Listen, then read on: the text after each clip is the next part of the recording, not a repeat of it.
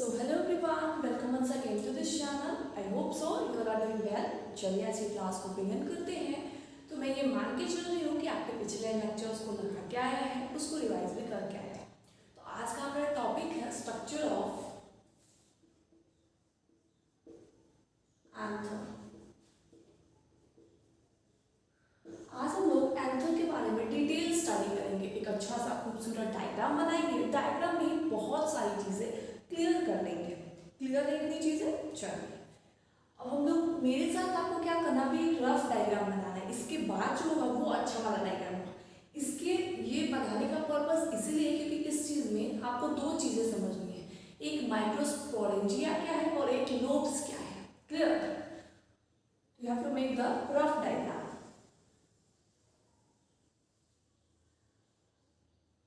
बना लेना है ऐसा। अभी मैं कोई भी लेयर्स नहीं बता रही हूँ। क्लियर? तो अभी आपको परेशान नहीं हो रहा है कि एपिडर्मिस नहीं बनाया, एंडोथीशियम नहीं बनाया। You have to make just a simple diagram. So आपको भी इस डायग्राम से क्या देखने को मिल रहा है?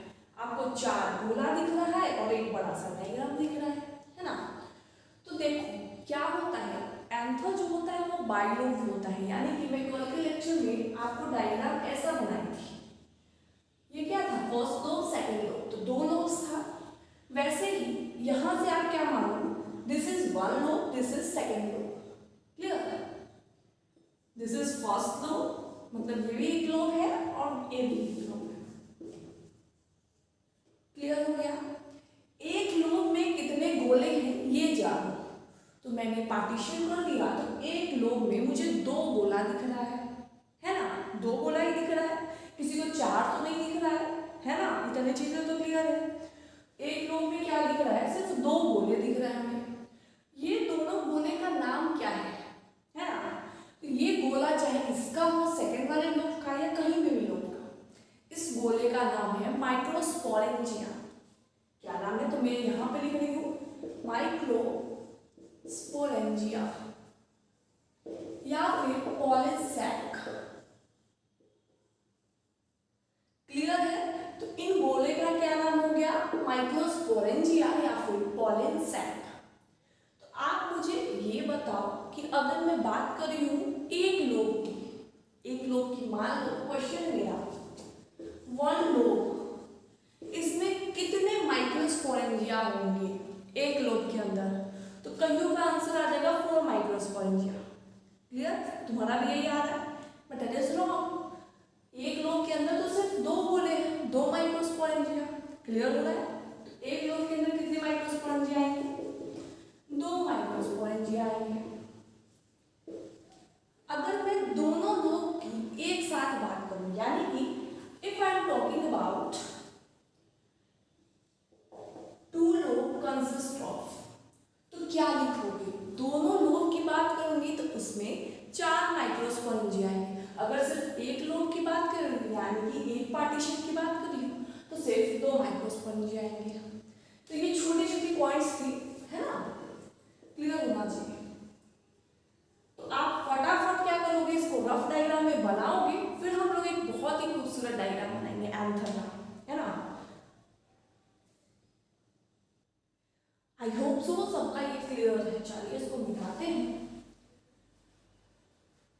आपको बहुत अच्छे से टाइम लेके बनाना है ना, क्योंकि ये डायग्राम में सारे कुछ चीजें मेंशन रहेगी आपकी।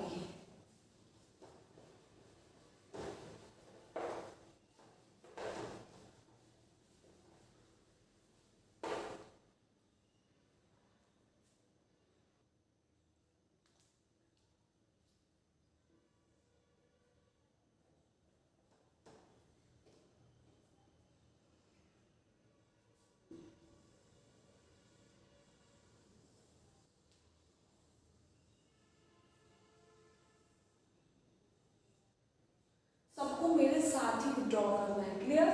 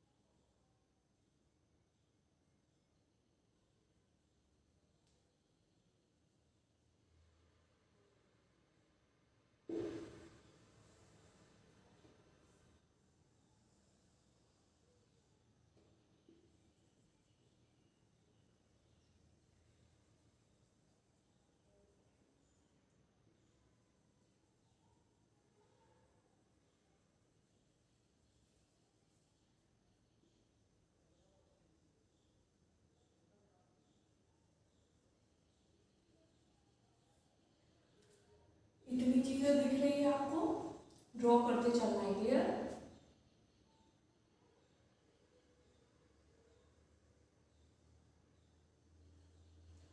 सबका नेमिंग करेंगे हम लोग है ना, आपको चिंता नहीं है ना।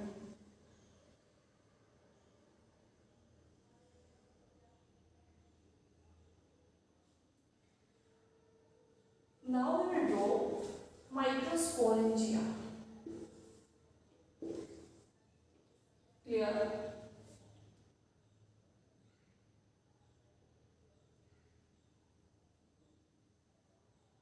ऐसा नहीं है कि मैं डिजाइन के लिए ये सब चीजें बना रही, सब चीज का एक लेयर का मतलब है ना, एवरीथिंग हैज अ मीनिंग।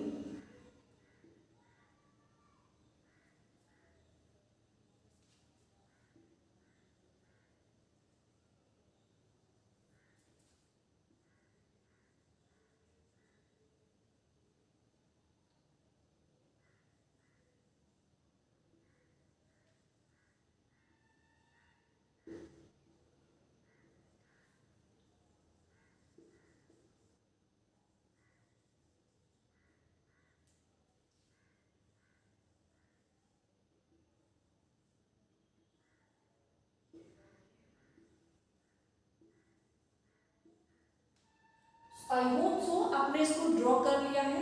चलिए मैं मान के चल रही हूँ, आपको बहुत ज़्यादा टाइम दिया मैंने इसको ड्रॉ करने के लिए, इसलिए मैं बहुत स्लो दूँ, है ना, बहुत ही धीरे धीरे इस डायग्राम को बनाए हैं। चलिए अब इसके बारे में हम लोग नेमिंग करते हैं कि कौन सी चीज़ें कहाँ पे हैं। सबसे आउटर वाला लेयर इसको बोलते हैं थीका, थीका लेयर है ना, थीका लेयर। अब हम लोग लेयर्स बाय लेयर्स एक एक करके पढ़ेंगे, इसीलिए आपको एकदम ऑर्डर में इसको लेवल करते चलना है, लेयर 1 लेयर 2 ऐसे करके, है ना। So first one you have to level that is epidermis. Epidermis का लेयर आपको दिख रहा होगा, ये एक सिंगल लेयर है। क्लियर? दिस वन ये एक सिंगल लेयर है। एपिडर्मिस कैसा है? Single layer. दूसरा लेयर का क्या नाम होता है? तो दूसरा लेयर आपको दिख रहा होगा, दैट इज एंडोथीसियम। क्या है? एंडोथीसियम।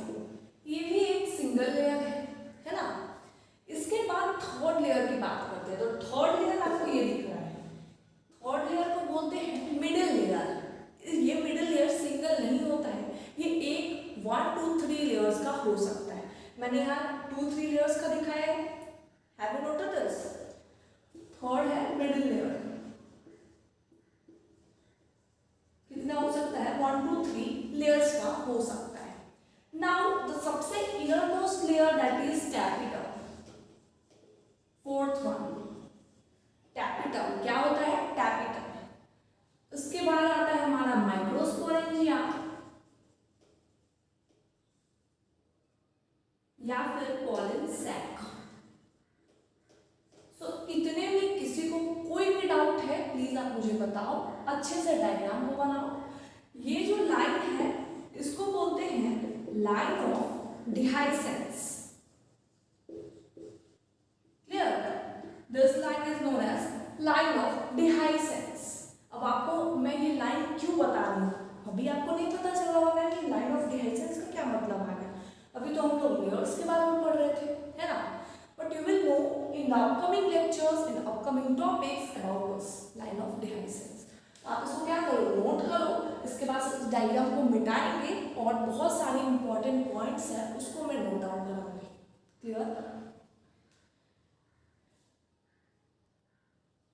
तो चलिए इसको मिटाते हैं, अब कुछ इंपॉर्टेंट पॉइंट्स पे आते हैं।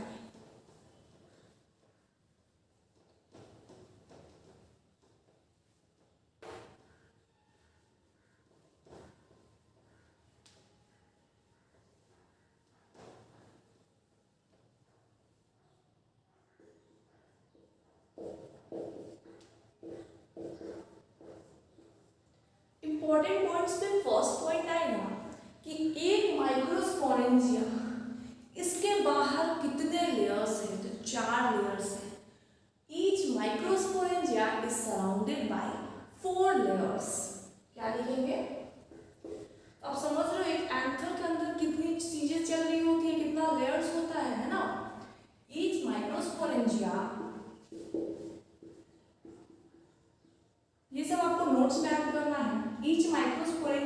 Surrounded by 4 layers. इसमें आप मुझे सबसे पहले बताओ सबसे आउटर वाला कौन सा लेयर था? क्या टैबिटम था? नो। अब आप इमेजिन करो डायग्राम को। फर्स्ट लेयर सबसे बाहरी लेयर कौन सा था? एपिडर्मिस। क्या था? एपिडर्मिस। ये कैसा लेयर था? सिंगल था और सबसे आउटर था। तो आपको अगर मैं एपिडर्मिस बोलूंगी तो इतनी चीजें क्लियर हुई, सिंगल लेयर है, आउटर है, क्लियर। दूसरा क्या लेयर था? एंडोथीशियम। ये कैसा है? ये भी सिंगल है। तीसरा क्या था? Middle layer.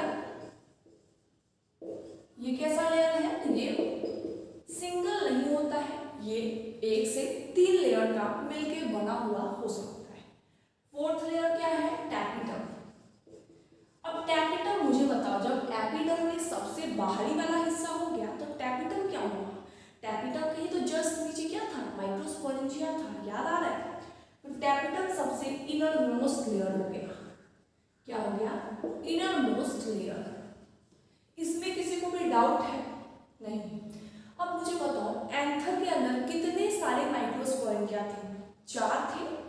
तो 4 के लिए कौन सा वर्ड यूज करते हैं? ट्राई यूज करते हैं 3 के लिए। टेट्रा क्या यूज करते हैं? 4 के लिए। तो एंथर के बारे में क्या लिखेंगे? टेट्रा, टेट्राड भी लिख सकते हैं या फिर टेट्रा स्पोरेंजिएट। अब अभी आपको समझ में आ रहा होगा स्पोरेंजिएट क्यों वर्ड यूज किया, बट इट्स कम्प्लीटली ओके। अभी आप इसको लिख लो, इसको टेट्राड भी बोल सकते हैं या टेट्रा स्पोरेंजिएट भी बोल सकते हैं, क्लियर। अब मुझे ये बताओ एक लोब के अंदर कितने थिका के लेयर थे? अब मैं डिवाइड करूं तो थिका के लेयर कितने थे? 2 थे, क्लियर। एक बाहरी में देखो, you will see the diagram very carefully. अगर आपको इमेजिन नहीं कर पा रहे हो वापस देखो डायग्राम। मैं एक लोब की बात करूं, सो दिस इज 1 लोब। इसके अंदर 2 माइक्रोस्पोरेंजिया है, मतलब 1 लोब है ना। अब मुझे ये बताओ ये कौन सा लेयर था? सबसे आउटर लेयर, एपिडर्मिस के भी बाहर वाला लेयर थिका का लेयर था। तो थिका का लेयर कितना हुआ? एक लेयर यहाँ हुआ और एक लेयर यहाँ हुआ, क्लियर। तो एक लोब के अंदर कितने थिका के लेयर होते हैं? तो 2 थिका के लेयर होते हैं। अगर आपको एक बारी में ये डायग्राम क्लियर है तो आपको ये छोटे छोटे सवाल का आंसर करने में कोई दिक्कत नहीं आएगी कि एंथर डाइथिकस है, क्या है, बाइलोब है। You will not have any regarding questions, है ना। तो क्या होगा? एंथर जो है ये बाइलोब है, यानी कि इसके पास क्या है? 2 लोब्स है। अब मैं थिका की बात करी तो एंथर क्या है? डाइथिकस है, यानी कि 2 लेयर। एक लोब के अंदर कितने थिका के लेयर आते हैं? 2 थिका के लेयर आते हैं। 1 lobe is equals to 2 thicker layer, इसलिए क्या लिख दिए? डाइथिकस। इसमें किसी को भी डाउट है कि बाइलोब क्या है, टेट्राड क्या है, डाइथिकस क्या है, तो आपको क्या करना है? एक बार फिर से इस लेक्चर को थोड़ा पीछे करना है, वापस से देखना है इसको, क्लियर। आप इसको नोट डाउन कर लो, फिर नेक्स्ट टॉपिक पे आते हैं।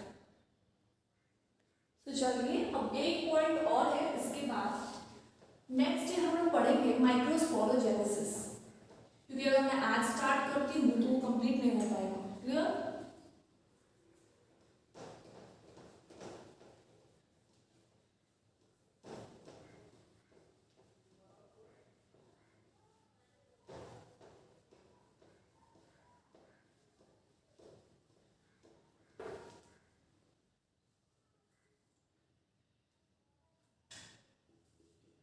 Separation of 2 thicker layer, line of dehiscence क्या कर रहा था? 2 थिका के लेयर को सेपरेट कर रहा था एक दूसरे से, क्लियर है। Separation of 2 thicker layer is that is by line of dehiscence. अभी क्लियर हो रहा है लाइन ऑफ डिहाइसेंस क्या है? अब लाइन ऑफ डिहाइसेंस क्या है? लॉन्गिट्यूडनल ग्रूव है, इसको एनसीईआरटी लाइन देती है, नाम देता है लॉन्गिट्यूडनल ग्रूव। क्या लिखेंगे? Longitudinal line. अब किसी को वर्टिकल लॉन्गिट्यूडनल में तो कोई डाउट नहीं होगा, है ना। चलिए, तो ये लॉन्गिट्यूडनल लाइन है, इसी से क्या होता है, एंथर जो होता है ब्रस्ट करता है और पॉलन ग्रेन रिलीज करती है। क्या लिखेंगे, from where anther burst and pollen grains gets released। किसी को भी कोई भी डाउट है इसमें, you can ask me in the comment section. आपको कोई भी छोटा डाउट हो, बड़ा डाउट हो, you can ask me in comment section. तो आज का लेक्चर यही था, कल के लेक्चर